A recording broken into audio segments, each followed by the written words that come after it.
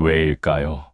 수십 년 세상을 살아냈는데도 여전히 어떤 사람 앞에서는 마음이 작아지는 순간이 찾아옵니다. 능력이 부족해서도 아니고 지혜가 모자라서도 아닙니다. 진짜 이유는 단 하나. 우리가 너무 오랫동안 마음을 쉽게 내어주며 살아왔기 때문입니다. 다산 정약용은 말했습니다. 사람이 스스로를 가볍게 여기면 남도 그를 가볍게 대한다. 세상은 소리를 크게 치는 사람을 두려워하지 않습니다. 정말 두려워하는 사람은 말없이 앉아 있어도 범접할 수 없는 무게를 가진 사람입니다. 친절하지만 함부로 대할 수 없는 선이 있는 사람, 한마디를 해도 흔들림 없는 사람, 그 마음의 중심이 분명한 사람입니다. 우리는 착하게 살려다가 어느 순간 만만해지는 법을 배우고 말았습니다. 좋은 사람과 만만한 사람은 전혀 다르지만 살아오며 그 경계가 흐려진 것입니다. 오늘 이 시간은 그 경계를 다시 세우는 이야기입니다. 당신을 낮추는 것이 아니라 당신의 마음을 다시 제자리에 돌려놓는 시간입니다. 지금부터 다산의 가르침을 통해 남은 인생을 더 단단하게, 더 품위 있게 만드는 마음의 비밀을 펼쳐보겠습니다. 마음을 단단하게 하는 길에 함께하고 싶다면 구독과 좋아요로 동행해 주세요. 사람은 나이를 먹으면 자연스럽게 더 단단해질 것이라고 생각하지만 실제로는 그 반대인 경우가 많습니다. 나이가 들수록 마음은 조용해지고 그래서 더 많이 느끼고 더 깊이 흔들립니다. 젊을 때는 알아차리지 못했던 말투 하나, 표정 하나도 오래 남아 마음을 스치고 지나갑니다. 그래서 종종 스스로에게 묻게 되지요. 내가 왜 이렇게 예민해졌을까? 왜 이렇게 쉽게 아플까? 그러나 다산 정약용은 이런 흔들림을 약함이 아니라 마음이 맑아졌다는 증거라고 말했습니다. 오래 살며 마음의 먼지가 가라앉으니 보이지 않던 것들이 드디어 보이기 시작하는 것뿐이라는 뜻입니다. 문제는 마음이 얇아진 것이 아니라 우리가 그 마음을 지키는 방법을 아직 익히지 못했다는 데 있습니다. 평생을 가족에게, 직장에, 관계에 마음을 내어주며 살다 보니 정작 내 마음을 보호하는 법은 뒤늦게 고민하게 된 것입니다. 그렇게 마음의 문을 활짝 열어둔 채 살아오면 사람들은 선을 넘고 우리가 허락하지 않은 자리까지 무심코 들어오게 됩니다. 다산은 마음을 방에 비유하며 말했습니다. 문을 활짝 열어두면 바람도 들어오지만 먼지도 함께 들어온다고. 그러니 모든 이에게 마음을 열어두는 것이 선함은 아니며 아무에게나 허용하는 것이 너그러움도 아니라는 뜻입니다. 진짜 너그러움은 마음을 지켜낼 힘이 있는 사람만이 가질 수 있습니다. 사람들은 종종 자신이 계속 상처받는 이유를 세상이 차갑기 때문이라고 생각합니다. 하지만 현실은 조금 다릅니다. 우리가 마음의 무게를 지키지 않을 때 세상은 우리를 가벼운 존재로 여기기 시작합니다. 말없이 넘겨주고 참아주고 양보할 때마다 상대는 생각합니다. 아, 이 정도는 해도 되는 사람이구나. 그래서 마음을 지키는 일은 타인과의 싸움이 아니라 나 자신과의 약속입니다. 더 이상 내 마음을 아무에게나 넘겨주지 않겠다는 약속. 더 이상 나를 가볍게 대하지 않겠다는 다짐입니다. 이 다짐이 서는 순간 마음의 중심은 비로소 제 자리를 찾기 시작합니다. 마음을 가볍게 내어주지 않는 첫 번째 방법은 감정을 즉시 드러내지 않는 것입니다. 노여움을 감추라는 뜻이 아니라 감정이 행동을 앞지르지 않게 하라는 말입니다. 사람의 마음이 가장 크게 무너지는 순간은 감정이 그대로 몸을 움직일 때입니다. 누군가의 말이 불편했다면 즉시 표정으로 드러내기보다 마음속에서 한번 감정을 가라앉히십시오. 한 호흡이면 충분합니다. 화가 났다면 왜 화가 났는지, 서운했다면 그 서운함은 무엇에서 비롯된 것인지 잠시 들여다보는 것입니다. 이 짧은 시간은 마음을 다시 주인의 자리로 돌려놓는 과정입니다. 잠깐의 멈춤이 결국 마음을 지키는 큰 힘이 됩니다. 두 번째는 마음의 변화에 스스로 책임을 지는 태도입니다. 누군가의 말 때문에 마음이 흔들렸다고 해도 그 흔들림을 붙잡지 않은 책임은 나에게 있습니다. 다사는 말했습니다. 사람의 말은 바람과 같고 그 바람이 들어오도록 틈을 만든 것은 나다. 우리는 흔히 바람을 탓하지만 문을 조금 열어둔 것은 결국 나 자신입니다.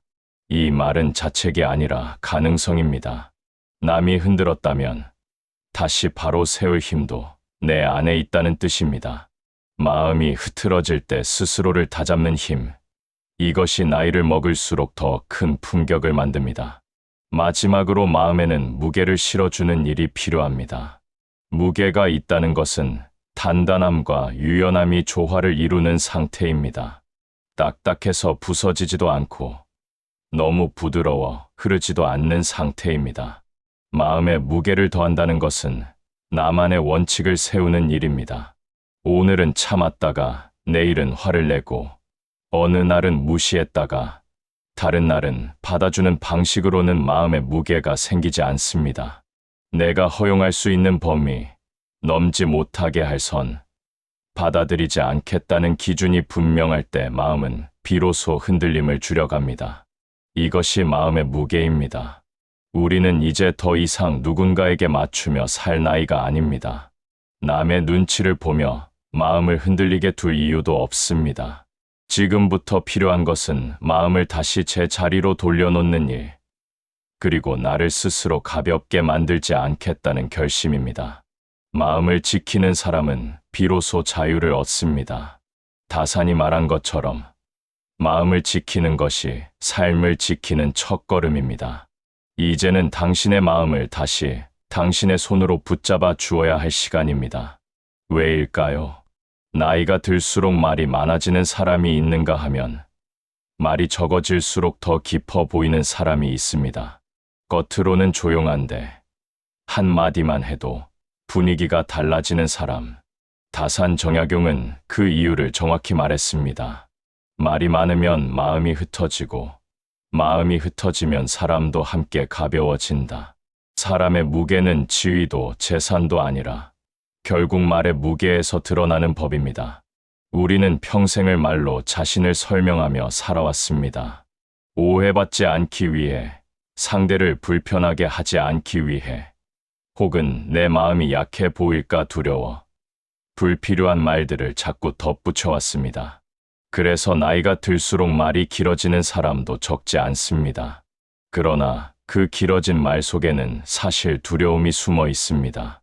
잘못 이해될까봐, 틀렸다고 보일까봐, 인정받지 못할까봐 스스로를 자꾸 포장하려는 마음입니다. 다산은 이런 모습을 정확히 꿰뚫었습니다.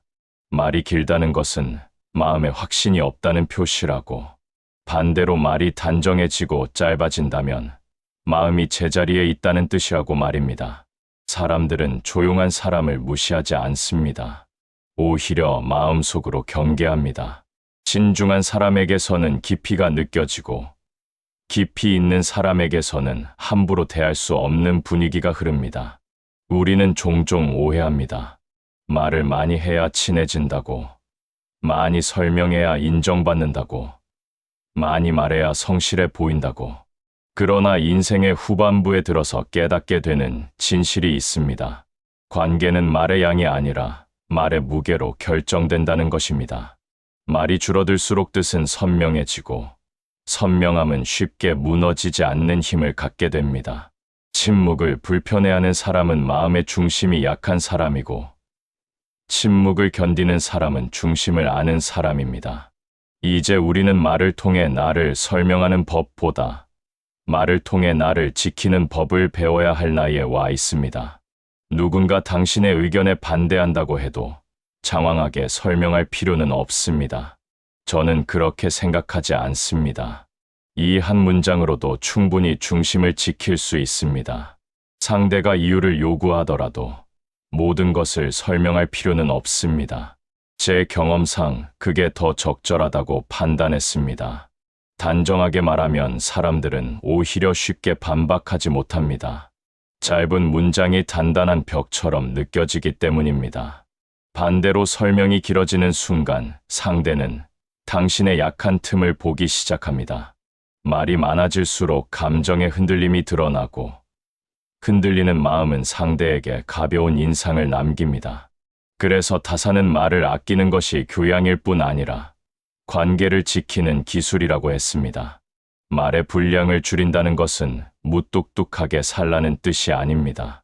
필요한 말을 필요한 순간에 필요한 길이만큼만 꺼내라는 뜻입니다. 그러면 사람들이 당신의 말을 귀한 것으로 받아들이고 당신의 태도에 자연스럽게 무게가 실립니다.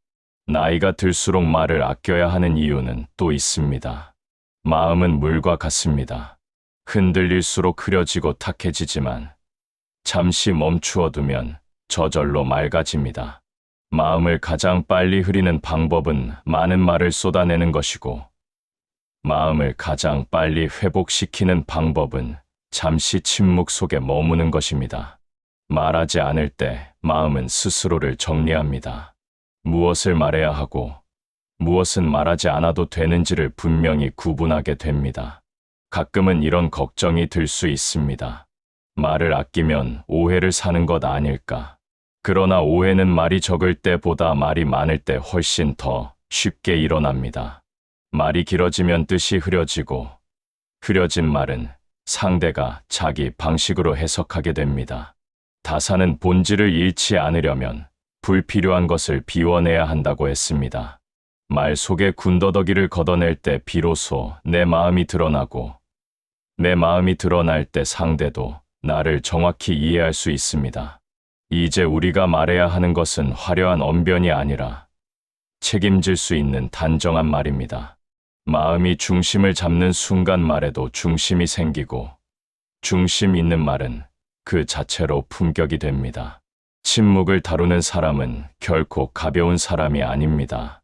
말 없이 있어도 기운이 있고 조용한데도 존재감이 분명합니다. 사람들은 그런 사람을 쉽게 보지 못합니다. 마음의 무게를 지키는 사람만이 말의 무게도 지킬 수 있습니다. 지금부터라도 말의 양을 줄이고 마음의 무게를 더하십시오. 말이 줄어들면 말이 깊어지고 말이 깊어지면 당신의 존재가 단단해집니다. 그리고 그 단단함이 사람들의 태도를 바꿉니다. 말은 줄이는 순간 당신을 대신의 힘을 가집니다. 이제는 말을 통해 자신을 소모하는 대신 말을 통해 자신을 지켜야 할 때입니다. 왜 사람은 어떤 순간엔 깊어 보이는데 또 어떤 순간엔 가볍게 느껴질까요? 다산 정약용은 그 이유를 단 한 문장으로 설명합니다. 너무 빠른 반응은 마음의 빈틈을 드러낸다. 누가 메시지를 보내면 곧바로 답하고 부탁을 듣자마자 내라고 말하고 의견을 묻자마자 조급하게 대답해버리는 태도. 이런 모습은 얼핏 성실해 보이지만 사실은 마음에 여백이 없다는 신호입니다. 빠른 판단은 지혜처럼 보이나 그 속에는 조급함이 숨어 있고 조급함은 결국 사람을 가볍게 만듭니다. 우리는 스스로를 낮춘 적이 없어도 우리의 행동이 우리를 낮은 자리로 밀어넣는 것입니다. 왜 이렇게 서둘러 반응할까요? 상대를 기다리게 하면 실례일까봐, 예의 없어 보일까봐, 혹은 싫은 사람처럼 보일까봐 두려워서입니다. 그래서 우리는 생각하기도 전에 서둘러 대답합니다. 그러나 빠를수록 사람들은 우리의 시간을 가볍게 여기기 시작합니다. 너무 빨리 움직이는 사람에게서는 여유가 사라지고 너무 쉽게 대답하는 사람에게서는 경계가 흐려지고 너무 흔들리는 사람에게서는 중심이 보이지 않습니다. 결국 반응의 속도는 당신의 무게를 결정합니다. 다사는 말했습니다. 급한 마음은 어둡고 사유한 뒤에 말은 밝다. 잠시라도 생각한 뒤에 내놓은 말과 행동은 사람에게 무게를 실어줍니다. 반응을 늦추는 것은 결코 무례함이 아니라 마음의 품격을 지키는 방식입니다.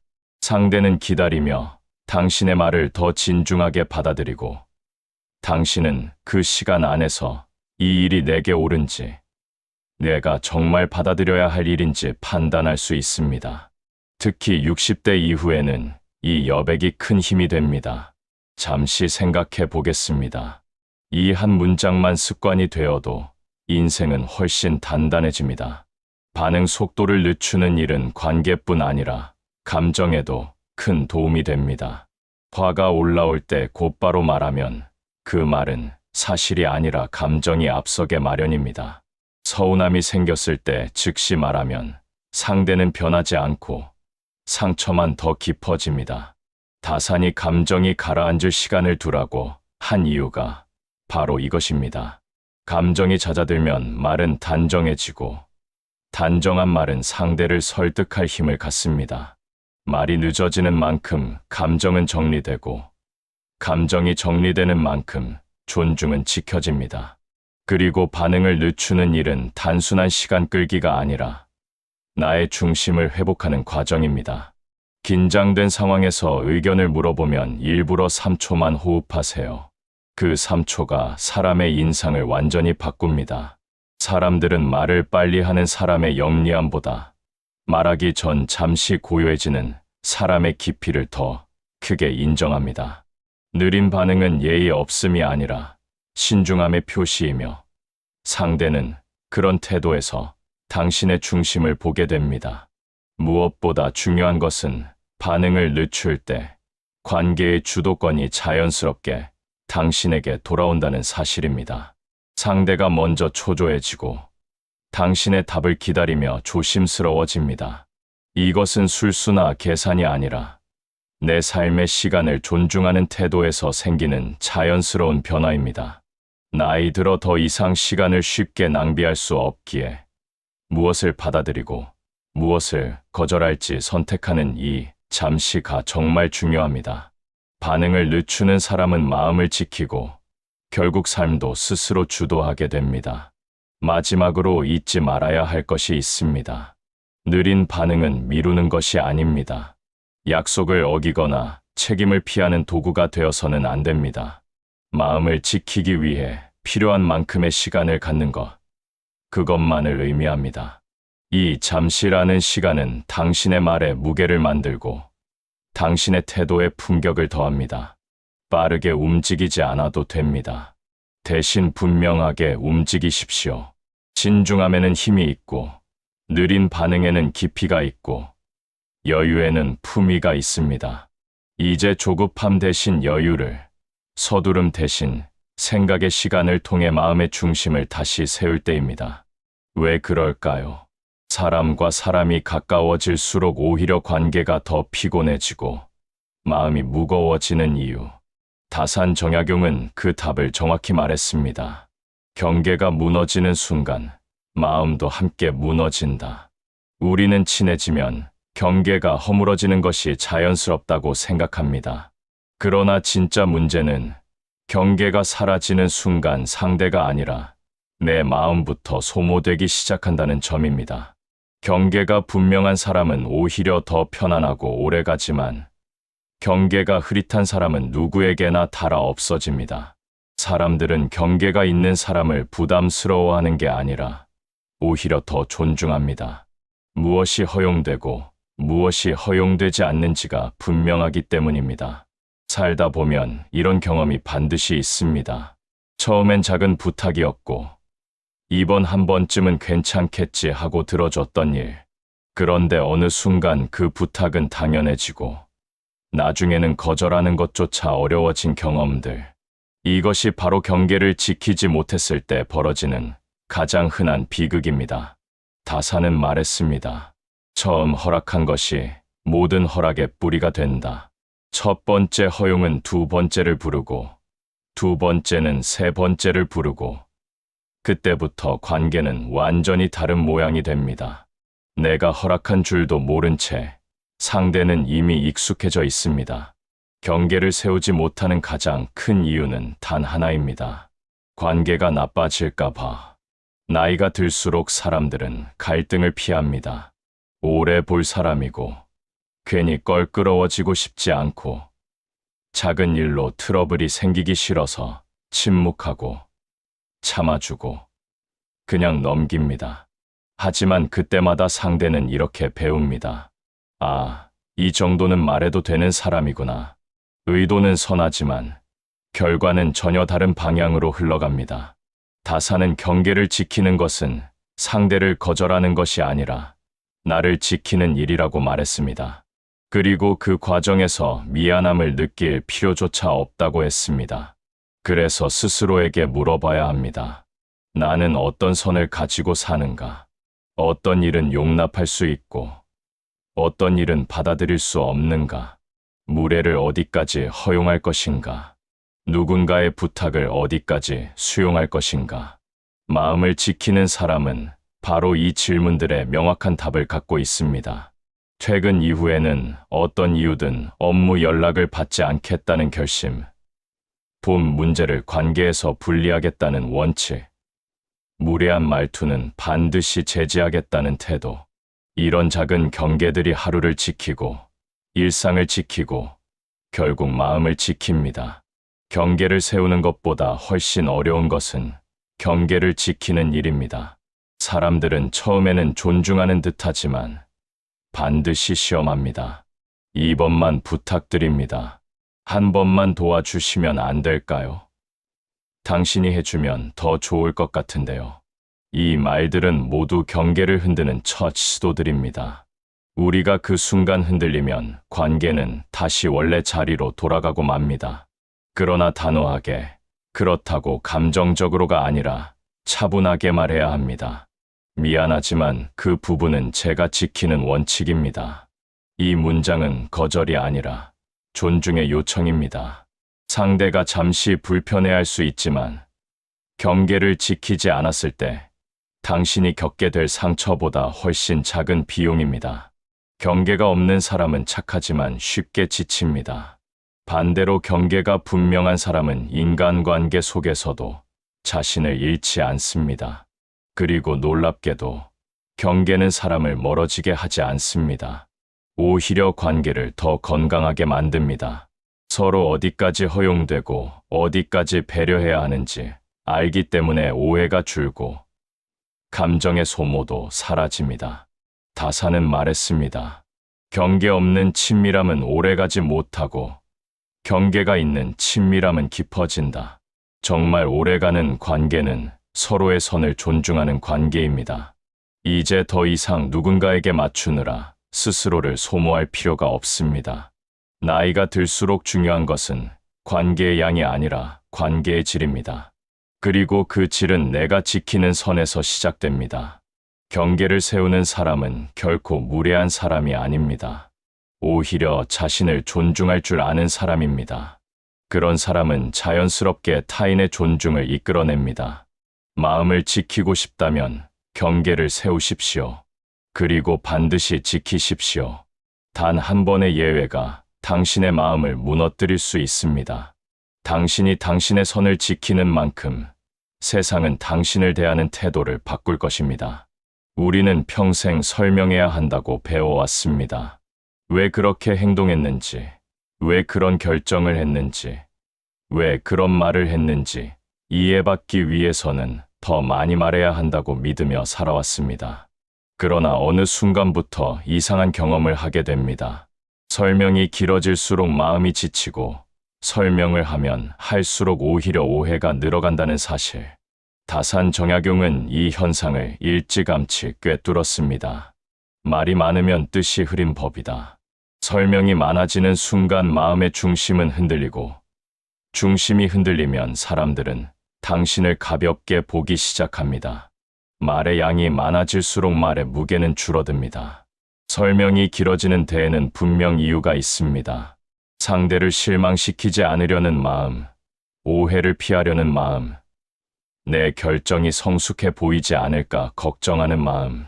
그래서 말끝마다 부연을 붙이고 사소한 말에도 자꾸 이유를 더합니다. 하지만 그 말 하나하나가 오히려 당신을 작아지게 만듭니다. 사람들은 길게 말하는 사람보다 단정하게 말하는 사람의 태도를 신뢰합니다. 중심이 흔들리지 않는 사람은 굳이 많은 말로 자신을 증명할 필요가 없습니다. 그의 말은 적지만 그 적은 말 속에 흔들리지 않는 마음이 담겨 있기 때문입니다. 인생을 오래 살아본 사람만 아는 중요한 사실이 있습니다. 설명은 상대를 설득하는 과정이 아니라 나를 가볍게 드러내는 과정이 될 때가 더 많다는 것입니다. 예를 들어 모임에 참석하지 못한다고 말할 때 우리는 습관처럼 이유를 잔뜩 늘어놓습니다. 집에 일이 있어서요. 부모님을 병원에 모셔가야 해서요. 오늘은 몸이 안 좋아서요.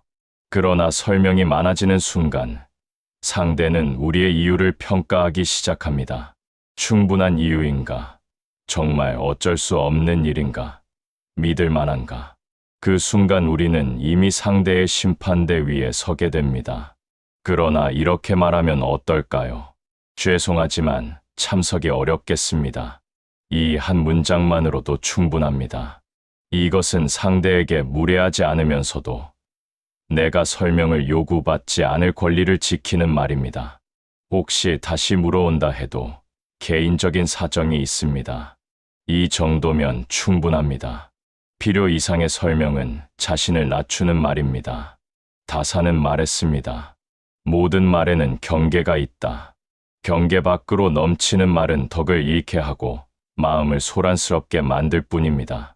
설명을 줄인다는 것은 결국 마음을 지키겠다는 선언입니다. 거절할 때 특히 설명이 길어지는 사람들이 많습니다. 상대가 실망하면 어쩌나, 나를 나쁘게 보면 어쩌나 걱정하기 때문입니다. 그러나 기억해야 합니다. 당신의 거절을 이해하지 못하는 것은 당신의 설명이 부족해서가 아니라 상대의 욕심 때문인 경우가 많다는 것을, 설명을 늘어놓는다고 해서 상대가 더 수긍하는 것이 아니라 오히려 더 많은 이유를 요구하게 될 뿐입니다. 그러니 설명으로 관계를 지키려 하지 말고 경계로 관계를 건강하게 유지해야 합니다. 설명이 적을수록 좋은 이유는 또 있습니다. 말이 많아지면 말한 내용을 지켜야 하는 순간이 옵니다. 지금은 가볍게 늘어놓은 말이 시간이 지나면 의무가 되어 돌아옵니다. 반면 말이 짧고 단정하면 책임도 명확해지고 마음 또한 가벼워집니다. 설명을 덜어내면 마음이 자유로워집니다. 군더더기가 없기 때문입니다. 군더더기가 없으면 마음이 흔들릴 이유도 적어집니다. 가끔 이런 걱정이 들 수도 있습니다. 설명하지 않으면 오해하지 않을까? 다사는 말했습니다. 오해를 두려워하지 말라. 진정한 관계는 말로 완성되는 것이 아니라 태도로 완성되기 때문입니다. 당신의 말을 믿게 하는 것은 말의 길이가 아니라 말과 삶이 일치하는 모습입니다. 스스로를 변명하려 하지 않는 사람들은 오히려 더 신뢰합니다. 그의 침묵은 무책임이 아니라 단단한 마음의 표시입니다. 이제부터는 설명으로 마음을 소모하는 것이 아니라 설명을 줄여 마음을 보호해야 할 시간입니다. 말이 단정해지는 순간 사람들은 당신을 대하는 태도를 바꾸기 시작합니다. 불필요한 설명을 붙이지 않는 사람은 결코 가볍게 보이지 않습니다. 가볍지 않은 사람은 함부로 대할 수 없습니다. 마음이 단단해지면 말도 단단해지고 말이 단단해지면 삶도 흔들리지 않습니다.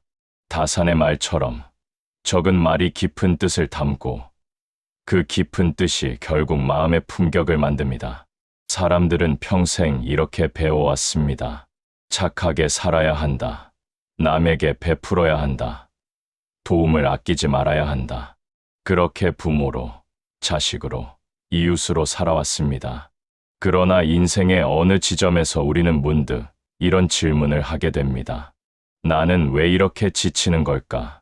이렇게 많이 주었는데 돌아오는 것은 왜 이렇게 적은 걸까?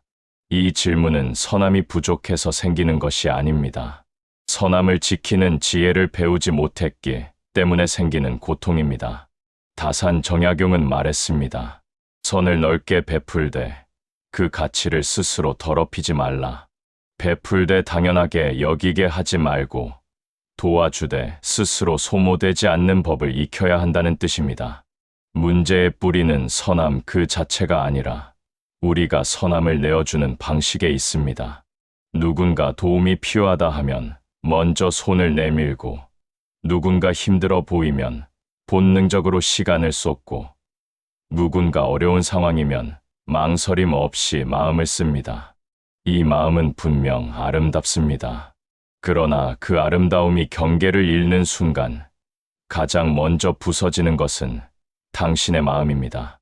상대는 고마움보다 익숙함을 먼저 느끼고 당신의 배려를 은혜보다 권리처럼 받아들입니다. 선함이 귀한 이유는 드물기 때문인데 너무 자주, 너무 쉽게 베풀면 사람들에게 그 가치가 흐려집니다. 다사는 명확하게 말했습니다. 선은 선택해야 하며 무차별한 선은 미혹이다. 누구에게나 베풀 수 있는 친절은 친절이 아니라 통제되지 않은 감정이며 그 끝은 결국 마음의 고갈입니다. 선함은 원래 베푼 사람과 받은 사람 모두를 기쁘게 해야 하지만 어느 순간 베푼 사람만 지치고 상처받는 관계가 되어버린다면 그것은 더 이상 선이 아닙니다. 선함을 어떻게, 어디까지, 누구에게 베풀 것인가? 이 선택이 바로 지혜입니다. 선함이 약함으로 변하는 순간은 세 가지입니다. 첫 번째는 선함을 베풀면서도 스스로 그 가치를 축소할 때입니다. 별거 아니에요. 저는 괜찮아요. 그냥 한 일이에요. 이 말들은 당신의 마음이 얼마나 소중한지를 상대에게 알려주지 않습니다. 상대는 자연스럽게 당신의 시간을 가볍게 여기고 다음에도 또 부탁해도 되겠다고 생각하게 됩니다. 선함에는 무게가 있어야 합니다. 도움이 되어 다행입니다. 이 한 문장을 말할 줄 아는 사람이 오히려 더 품이 있습니다. 이 말은 내가 노력했다는 사실을 부드럽게 알려주고 상대는 그제야 진심으로 고마움을 느끼게 됩니다. 두 번째는 선함을 베풀면서 나의 경계를 무너뜨릴 때입니다. 처음에는 작은 부탁이었는데 그 다음에는 조금 더 큰 부탁이 되고 어느 순간 상대는 당신이 어디까지 해줄 수 있는지를 조심스레 시험하기 시작합니다.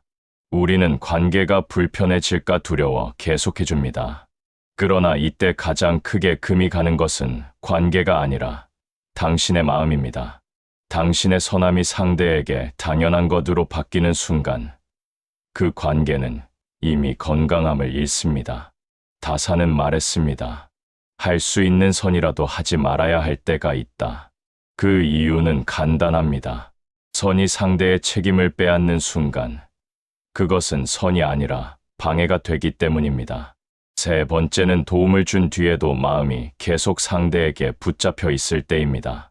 어떤 사람들은 베풀고 난 뒤에도 괜찮으세요? 더 필요한 건 없으세요? 라고 계속 묻습니다. 이것은 선의 지속이 아니라 확인받고 싶은 마음과 불안이 섞인 행동입니다. 선함은 칼처럼 정확한 지점에서 쓰여야 합니다. 베풀고 나면 뒤돌아서야 하고 꼭 필요하다면 상대는 당신이 부르지 않아도 다시 찾아옵니다. 다사는 경고합니다. 도움은 과하면 원망을 낳는다. 선은 선의 자리까지만 있어야 하고 그 이상이 되면 집착이 됩니다. 선함을 지키기 위해 필요한 것은 세 가지 원칙입니다. 첫째, 선은 선택적으로 베풀어야 한다는 것. 이제는 누구에게나 베풀 만큼 마음이 넉넉하지 않습니다. 누구를 돕느냐가 선함의 일부가 됩니다. 그 가치를 이해할 줄 아는 사람에게 선을 써야 합니다. 둘째, 조건을 적절히 달 줄 알아야 한다는 것. 조건을 다는 것은 계산이 아니라 관계의 균형을 유지하는 일입니다. 도움을 주었다면 다음에 제가 부탁드릴 일이 있을 때 도와주시면 좋겠습니다라고 말하는 것이 자연스럽습니다. 이 말은 당신의 선이 공짜가 아니라는 사실을 부드럽게 알려줍니다. 셋째, 감사가 없는 사람에게 다시 베풀지 않는 것. 감사의 부재는 마음을 지치게 하고 다시 베푸는 것은 시간의 낭비입니다. 다사는 말했습니다. 감사하지 않는 자에게 베푸는 것은 스스로를 해치는 일이다. 당신의 선함은 고귀한 것이지 헛되이 써도 되는 것이 아닙니다. 이제부터는 선함을 부끄러워할 필요도 없고 숨길 필요도 없습니다. 다만 선함을 지키는 지혜를 갖추어야 합니다. 선을 베풀되 그 가치를 지키고 그 경계를 세우고 그 무게를 잃지 않아야 합니다. 그럴 때 당신의 선함은 더 아름다워지고 당신의 마음은 지치지 않습니다. 선함은 약함이 아닙니다. 선함은 품격입니다. 그러나 지혜 없는 선함은 마음을 소모시키고 결국 나 자신을 잃게 만듭니다. 선함을 지키기 위해 경계를 세우고 경계를 지키기 위해 때로는 단호해야 합니다. 이것이 다산이 말한 고귀한 선함이며 당신의 마음이 지녀야 할 진짜 품입니다. 사람의 마음은 평생 흔들립니다. 젊을 때는 미래가 불안해서 흔들리고 중년에는 책임의 무게에 흔들립니다. 그리고 나이가 들면 관계의 의미, 삶의 여백, 설명하기 어려운 허전함 때문에 흔들립니다. 흔들리는 이유는 달라도 흔들리는 마음이 주는 피로는 언제나 같아서 우리를 지치게 합니다. 다산 정약용은 이 흔들림의 본질을 정확히 꿰뚫었습니다. 그는 말했습니다. 마음이 편안하면 천지와 같고 마음이 어지러우면 초목도 적이 된다. 결국 우리가 보는 세상은 세상이 변한 것이 아니라 내 마음의 상태가 바뀐 것입니다. 마음이 어지러우면 사소한 일도 상처가 되고 마음이 차분하면 큰 일조차도 조용히 지나갑니다. 지금까지 이야기해온 말의 무게, 반응의 속도, 경계의 설정, 선함의 조절은 사실 모두 하나의 철학으로 이어집니다. 마음의 중심을 지키는 사람만이 흔들리지 않고 흔들리지 않는 사람만이 존중받는다. 중심이 잡힌 사람은 목소리가 크지 않아도 힘이 있고 표정이 강하지 않아도 위엄이 있습니다. 반대로 중심이 흐트러진 사람은 아무리 많은 말을 해도 약해 보이고 아무리 많이 베풀어도 가볍게 보입니다.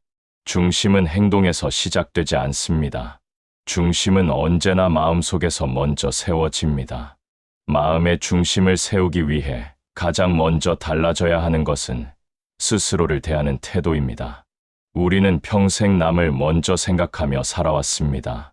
자식을 위해 마음을 쓰고 부모를 위해 희생하고 배우자를 생각하느라 감정과 시간을 쏟고 직장과 사회에서 책임을 지며 살아왔습니다. 그러나 이제는 나에게도 마음을 써야 할 때입니다. 나를 돌보는 일이 이기적인 것이 아니라 남은 삶을 품위 있게 살아가기 위한 조건입니다. 내 마음을 먼저 살피고 내 감정을 먼저 이해하고 내가 무엇을 원하는지 무엇을 원하지 않는지 스스로 묻는 시간은 이제 일상의 필수 요소가 되어야 합니다. 마음의 중심이 잡히면 세상을 바라보는 눈이 달라지고 사람을 대하는 태도가 달라지고 무엇보다 나 자신을 대하는 방식이 달라집니다. 더 이상 남의 말에 쉽게 흔들리지 않고 누군가의 기분에 맞추기 위해 나를 희생하지 않게 됩니다. 누군가의 무례 앞에서도 크게 요동하지 않고 어떤 관계에서도 나의 선을 지키며 안정된 마음을 유지할 수 있습니다. 이것은 성격의 변화가 아니라 삶의 틀이 다시 세워지는 것입니다. 특히 기억해야 할 것은 중심을 잡는다는 것이 단단해지기만을 의미하지 않는다는 점입니다. 오히려 중심이 잡힌 사람일수록 말이 부드럽고 태도는 따뜻합니다. 왜냐하면 마음의 여유가 생기기 때문입니다. 여유가 있으니 불필요한 말로 나를 변명할 필요도 없고 상대의 행동에 과하게 반응할 이유도 없습니다. 나를 지키는 힘이 생기면 타인을 이해하는 여유도 함께 생깁니다. 이것이 다산이 말한 품이 있는 마음입니다. 품이 있다는 것은 큰 소리를 내지 않아도 영향력이 있고 침묵 속에서도 신뢰를 얻는다는 뜻입니다. 마음을 바로 세우는 일은 하루아침에 만들어지지 않습니다. 그러나 작은 결심이 하루에 하나씩 쌓이면 어느 순간 분명한 변화가 일어납니다. 오늘은 불필요한 말을 하나 줄이고 내일은 즉각적인 반응을 잠시 멈추고 모레는 누군가의 무례함 앞에서 내 선을 지켜보는 것입니다. 이렇게 작아 보이는 행동들이 쌓이면 마음은 어느새 단단해지고 그 단단함이 당신의 하루를 지켜줍니다.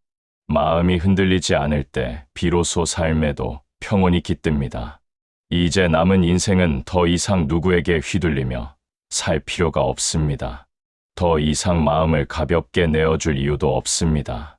지금까지 당신이 해온 수많은 희생과 배려는 이미 충분합니다. 이제는 당신 자신을 위해 살아야 할 시간입니다. 당신의 중심이 다시 세워지는 순간, 세상은 당신을 대하는 태도를 바꿀 것입니다. 다산이 남긴 말처럼 스스로를 바로 세우는 자는 천하가 흔들어도 흔들리지 않는다. 그 말처럼 당신의 마음도 이제는 흔들림 없이 제자리에 놓일 준비가 되어 있습니다. 생각해 보십시오. 지금 당신이 걸어온 길은 결코 가벼운 시간이 아니었습니다.